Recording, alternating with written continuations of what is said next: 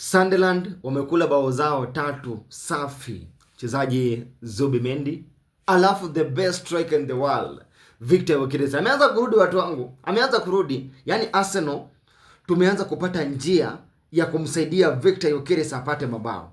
Ameingia second half, amepiga bao ngapi? 2. Hakuna penalty kwa hizo bao.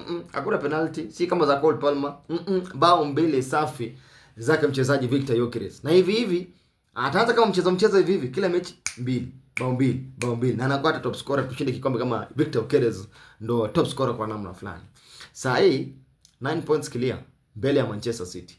9 points clear mbele ya Aston Villa. Aston Villa tena kwa mara nyingine wameangusha points zingine 2. Maana Aston Villa wametoka draw na Bournemouth ya 1-1. Noma, nikicheki hapa mechi ilisha 1-1 na Bournemouth. So mambo ni noma, lakini kubwa zaidi ni kwamba Arsenal tumeshinda.